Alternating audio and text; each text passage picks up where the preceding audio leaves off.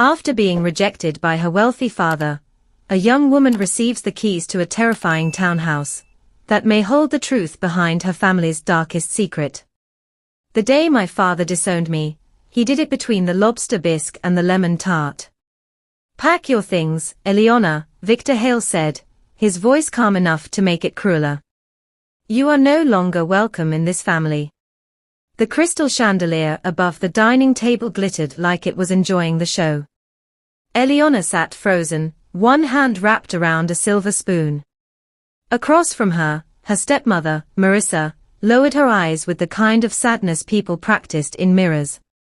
"What did I do?" Eliana asked. Victor's jaw tightened. "You embarrassed me. I refused to lie for you. You refused to understand loyalty." "No," she said quietly. "I refused to help you cheat people out of their homes." For a moment, nobody spoke. Then Marissa sighed dramatically. "Victor, please. She's upset." Eliana almost laughed.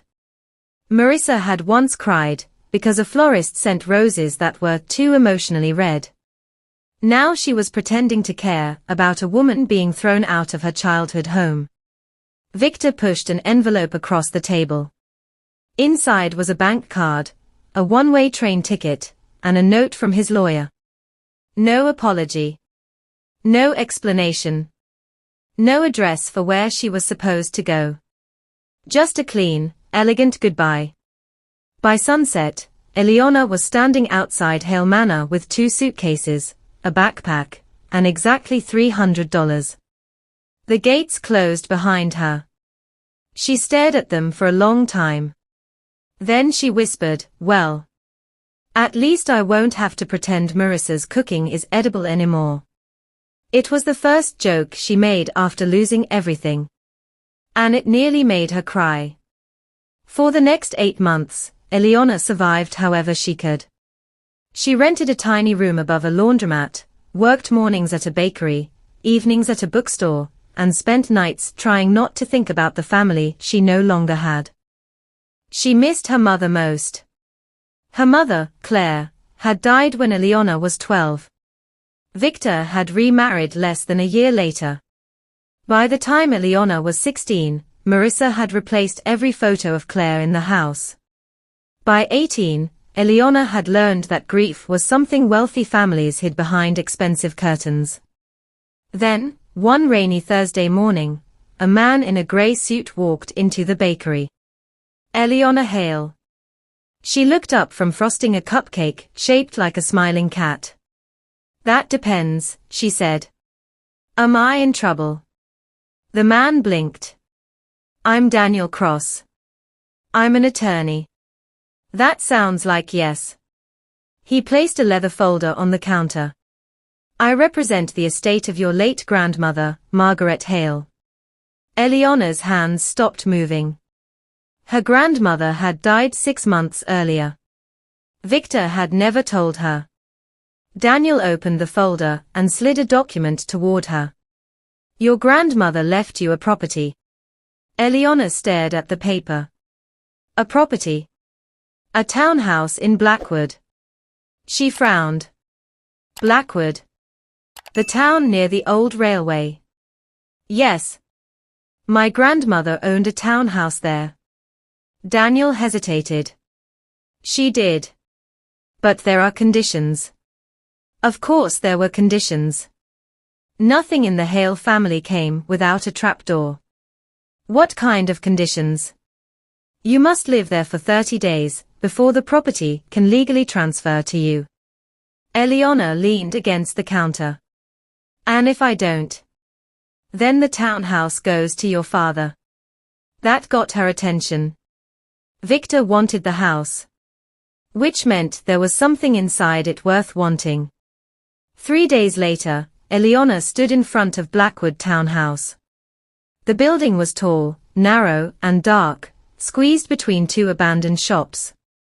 Ivy crawled over the brick walls like green fingers. One upstairs window was cracked. Another was boarded shut. The front door had a brass knocker shaped like a lion's head. Its mouth was open, as if it had been screaming for years. Eliana gripped the key Daniel had given her. "This is fine," she muttered. "People live in creepy houses all the time. Probably." She pushed open the door. The hallway smelled like dust, old wood, and something faintly sweet. A grandfather clock stood against the wall. It was stopped at 11:47. On the floor beside it sat a small white envelope. Her name was written across the front in her grandmother's handwriting. Eliana's breath caught. She opened it slowly. Inside was a single sentence. "Do not let your father find the room beneath the stairs." Before Eliana could move, a loud thump came from somewhere upstairs. Then another. Then the sound of footsteps crossing the ceiling. But Eliana was alone in the house. Or at least, she thought she was. Eliana stood perfectly still beneath the broken chandelier. The footsteps upstairs stopped. For 3 long seconds, the townhouse was silent. Then a cat screamed from somewhere behind the wall. Eliana jumped so hard she nearly dropped the letter. "Oh, absolutely not," she whispered. "I did not get disowned, just to be murdered by a ghost with shoes." She grabbed the nearest weapon she could find, a brass umbrella stand. It was heavy, ugly, and shaped like a swan. Not exactly heroic, but it had potential. Slowly, she climbed the staircase. Each step groaned beneath her feet. At the top, a narrow hallway stretched ahead, lined with faded wallpaper covered in tiny blue flowers. The air was colder there. At the end of the hall, one door stood slightly open. The footsteps had come from behind it. Eliana lifted the umbrella stand. "Hello," she called. No answer. She pushed the door open. The room was empty. Mostly. A large wooden wardrobe leaned against one wall. A child's rocking horse sat in the corner, its paint peeling away. And near the window, a black cat stared at her with yellow eyes. The cat yawned. Eliana lowered the umbrella stand. "You made all that noise." The cat blinked slowly, as if she were the one being unreasonable. A collar around its neck held a small silver tag. "Mr. Pickles." Eliana stared at it. "Mr. Pickles." The cat walked past her with the confidence of a landlord collecting rent. For the first time in months, Eliana smiled. Then she noticed something strange. The floor beneath the wardrobe was scratched. Deep lines ran across the wood, as if the wardrobe had been moved again and again. She stepped closer. The wardrobe was enormous, but when she pushed it, it shifted slightly. Behind it was a narrow door. No handle. No keyhole. Just a small brass plate with a carved symbol, a circle split by a line. The same symbol was stamped on the letter from her grandmother. Eliana pressed her fingers against it. Nothing happened. She tried pushing, pulling, knocking.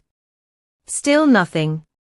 Then Mr. Pickles trotted over and sat beside the wall, staring directly at a loose floorboard. Eliana crouched. "Are you trying to help me?" Mr. Pickles flicked his tail. "That's either yes, or you're judging my posture." She lifted the floorboard. Underneath was a small metal key. The key fit the hidden door. Behind it was not a room. It was a staircase. Narrow stone steps disappeared into darkness beneath the townhouse. Eliana's heart hammered. The room beneath the stairs. Her grandmother's warning. She should have walked away. Instead, she found a flashlight in a kitchen drawer, grabbed the swan umbrella stand, and started down. The air grew colder with every step. At the bottom was a basement filled with old furniture covered in white sheets. A cracked mirror leaned against the wall. Rusted trunks were stacked in one corner. and in the center of the room stood a small desk. On it sat a cassette recorder. A red light blinked. Eliana approached slowly. The recorder clicked. Then her grandmother's voice filled the basement.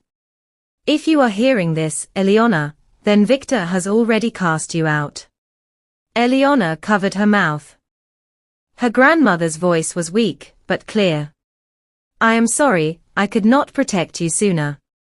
Your father has spent years hiding what he did. He took money from families who trusted him. He forced them from their homes, then bought their properties through false companies." Eliana's stomach turned. She remembered the argument at dinner. The documents Victor had demanded she sign. The families who had begged her not to help him. Her grandmother continued. "But that is not his worst secret." The recording crackled. "Your mother did not die in a car accident." Eliana froze. She discovered Victor's crimes. She planned to expose him. The night she died, Victor was with her. The recorder clicked off. Eliana stared at it, unable to breathe. Her father had lied about everything. Then a voice came from behind her. "You weren't supposed to hear that." Eliana spun around. A man stood at the bottom of the stairs. Tall. Broad-shouldered. Wearing a dark raincoat. She raised the umbrella stand. "Who are you?" The man lifted both hands. "My name is Noah Bennett. I was your grandmother's caretaker." "Then why are you sneaking into basements?" "Because your father sent someone to watch this house." Eliana's grip tightened. "What?" Noah stepped closer, lowering his voice. "Victor knows your grandmother left something here. He thinks it's evidence." A loud crash exploded upstairs.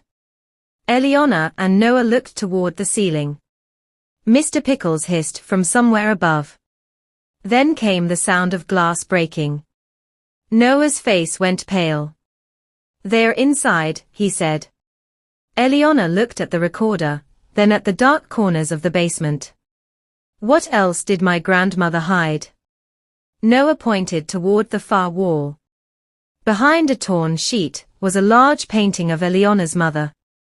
And beneath the painting, carved into the wall, was the same symbol. The circle split by a line. But this time, there was blood smeared across it. And on the floor below it lay a fresh note. "Your mother should have stayed silent." The note trembled in Eliana's hand. "Your mother should have stayed silent." For a second, the basement felt smaller. The walls pressed in. The air disappeared. Her father's voice returned in her mind, cold and polished. "You refuse to understand loyalty." No. She understood it now. Victor Hale had never wanted loyalty. He wanted silence. Another crash echoed from upstairs. Noah moved quickly toward the basement stairs. "We need to leave through the back entrance." Eliana didn't move. Her eyes stayed on the painting of her mother. Claire Hale stood in a pale blue dress, smiling softly, one hand resting on the shoulder of a little girl with dark curls. Eliana. But something about the painting was wrong. The frame was tilted. Only slightly. She stepped closer and touched the edge. "Noah," she said, "help me move this." "What are you doing?" "My grandmother didn't leave clues for decoration." Together, they pulled the painting away from the wall. Behind it was a steel door. The same symbol was carved into the center. The circle split by a line. This time, there was a keyhole. Eliana reached into her pocket and pulled out the metal key she had found under the floorboard. Her fingers shook as she inserted it. The lock clicked. The steel door opened. Inside was a narrow hidden room filled with shelves. Boxes. Files. Old photographs. And a small safe. Eliana grabbed the nearest folder. Inside were bank records, property deeds, fake company names, and signed documents connecting Victor Hale to dozens of illegal foreclosures. Families. Elderly couples. Single mothers. People who had lost homes because Victor wanted more money. Then she found a second folder. This one was labeled Claire Hale, Personal. Eliana opened it. There were letters from her mother to Margaret. One letter was dated 3 days before Claire died.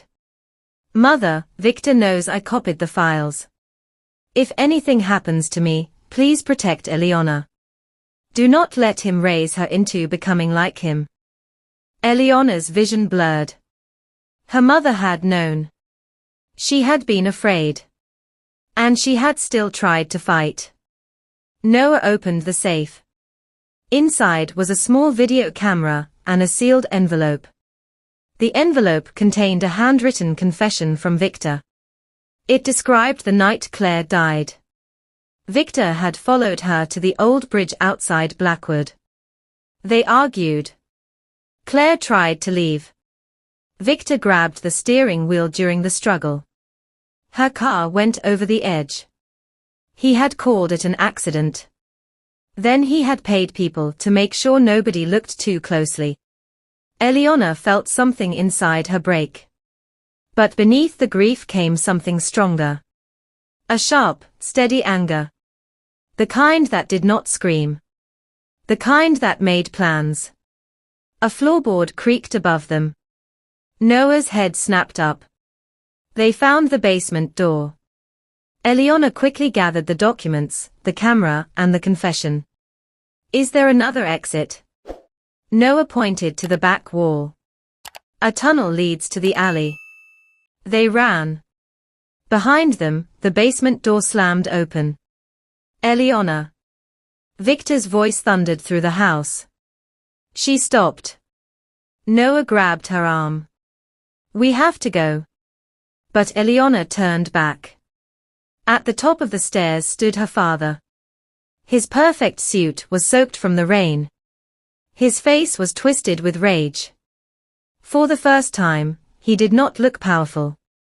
He looked scared. Give me those files, Victor said. Eliana held the confession against her chest.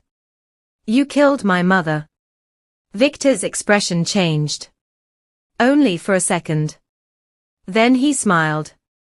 She was weak. Eliana's eyes filled with tears. No, she said. She was brave. Victor took one step down the stairs. You have no idea what you're doing.